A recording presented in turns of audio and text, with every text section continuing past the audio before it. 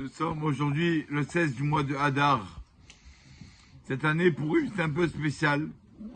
Pour nous, c'est un vendredi, c'est vrai. Mais il y a quelque chose de plus spécial que ça, plus spécial que cela. Les gens qui habitent à Yerushalayim, dans les villes muraillées, ils ont fait une partie des mitzvot vendredi, à Megillah, et le reste des mitzvot, ils le font aujourd'hui. Mishloach, Manos, Mishté et tout. On appelle ça Purim et Shulash. Et donc, c'est encore fête de Purim.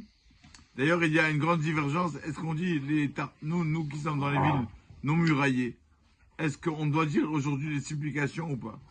Ceux qui disent qu'on ne doit pas dire, pourquoi on ne doit pas dire? Parce que, comment? Jérusalem est en joie et nous on va être en peine. On va rappeler nos fautes. On ne peut pas rappeler nos fautes. Donc c'est pour ça qu'une partie des rabbanim marque qu'on ne dit pas taranonim, qu'on ne fait pas de supplication. Il y avait un rave, le rave très connu, le rave d'Esther, qui a écrit le livre Mirtam Mediaou. Rav Dessler, quand il entendait les gens après la fête, après les fêtes, comment tu as passé la fête? Comment tu as passé la fête? Lui, il n'aimait pas cette notion. Comment tu as passé la fête? Il dit quoi? Comment tu as passé la fête? Et la fête, elle n'est pas passée, elle est encore présente. Il disait, une fête, c'est pour qu'elle soit présente, c'est pas du passé, les fêtes. Chaque fête, elle nous donne pour le moment présent. Pas la fête, elle est passée, non. C'est la fête, elle nous amène beaucoup de choses. Il disait que, comme un homme qui va en train, qui va prendre le train, qui prend le train. Si, par exemple, il veut arriver à Paris, donc s'il va arriver à Paris, il descend à Paris, ça va bien, mais s'il s'endort un peu avant Paris, et que le train continue, il a raté son arrêt.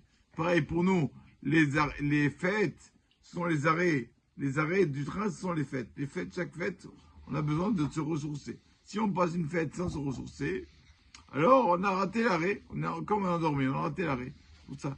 Surtout aujourd'hui, le lendemain de Purim, c'est vrai que chaque lendemain de fête, les 3 fêtes, ça peut être Chouchag. Le lendemain de Purim, quoi de spécial aujourd'hui? Ce jour-là, aujourd'hui, il y a quoi de spécial? Donc ça, je vous dis que 30 jours avant la fête de Pessah, on doit commencer à étudier les lois de Pessah. Faut pas arriver comme des ânes, sort du Seder, on ne sait pas quoi faire, comment boire le verre, comment gâcher ça. Il faut tout apprendre 30 jours avant. Donc c'est à partir d'aujourd'hui qu'on doit commencer à étudier les lois de Pessah pour se préparer à la fête de Pessah. C'est pour ça que je vous dis que Aman disait à Achashverosh, ce peuple juif-là, ces juifs-là, est toujours en vacances. Ils disent, Shae Pae, Pessah, aujourd'hui c'est Pessah. Pourquoi il leur a dit aujourd'hui c'est Pessah? Il y a 7 jours de Pessah dans l'année. Qu'est-ce que ça le dérangeait Aman? Non, il dit en fait, regarde, ces juifs-là, à Purim déjà, ils vont dire, on va commencer à étudier pour Pessah. Donc ils ne s'arrêtent jamais d'étudier. Dans le jour de l'étude, Purim est fini, ils commencent à voir le Pessah directement. Donc c'est ça, un des mérites d'Am Israël. Que même que Purim est passé, on passe directement à une autre fête.